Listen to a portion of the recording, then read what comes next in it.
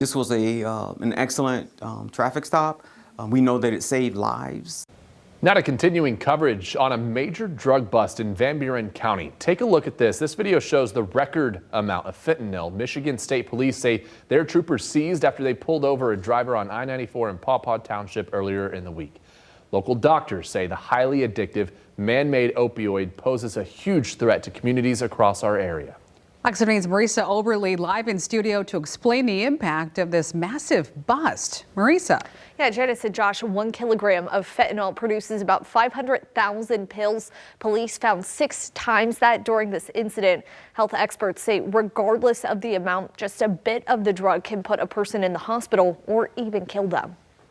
Side by side and sealed in plastic bags, the largest amount of fentanyl ever seized from a traffic stop in the Mitten sat on display at the Michigan State Police 5th District headquarters on Wednesday. To stop this particular car and then find this yet again was alarming and sobering, to say the least, because it just reminds us that this dangerous substance continues to move. Lieutenant Dwayne Robinson explains the agency obtained 6 kilograms of the deadly substance the day before when a car's improper lane use and cracked windshield raised concern with troopers and led to a stop on I-94 in Paw Paw Township. They initially discovered 4 kilos in a duffel bag, then found the rest and $30,000 in cash a bit later at a second undisclosed location. To pick off one was enormous for us because we removed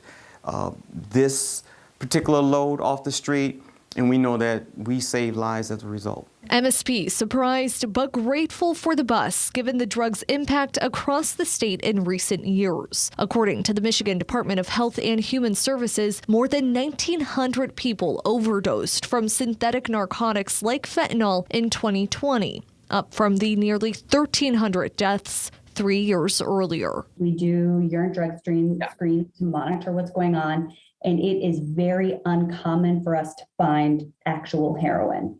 So maybe of the hundreds of patients we see in a month, we might have 1 or 2 that have heroin in their system, true heroin. Everything else is fentanyl. Colleen Lane, an addiction medicine physician at Corewell Health, began to notice the shift to fentanyl around 2017. The numbers then exploded during the pandemic. COVID really accelerated that change.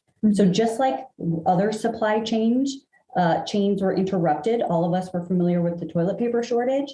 Illicit drug supply chains were also interrupted. Lane notes her patients often do not realize it's in their system either. She says most dealers cut other drugs with fentanyl because it's cheaper and easier to produce, a concern to professionals like herself. A small amount of fentanyl has the same power as a larger amount of morphine or a larger amount of heroin. Lane hopes this seizure pushes people to educate themselves or seek treatment. We want to be able to keep you alive, keep you as healthy as possible so that you can achieve your goals.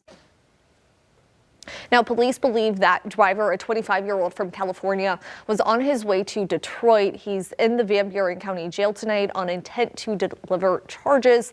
MSP says the investigation is ongoing, though, and more arrests may be made. Reporting in the studio tonight, Marisa Oberly, Fox 17 News. Marisa, thank you. And while Lane says people should know about fentanyl, she sees a lot of misinformation on social media about the drug. The biggest being that a simple exposure to it could cause an overdose. She says that's not true. You cannot absorb fentanyl through your skin. You cannot absorb enough through your lungs to have an overdose. What's happening is that there's such misinformation about fentanyl that if someone believes, oh no, I've touched this substance and I've heard that I can have an overdose on this substance just by touching it, they might start hyperventilating, their heart rate will increase, they will have what is a panic attack and can pass out. So that's what people are seeing when folks are suffering those events. We want to point out that those who are struggling with addiction are encouraged to connect with Michigan National Rehab. Other services are available at the Michigan Department of Health and Human Services at the number there on your screen and the MSP Angel program. We also have this information on our website.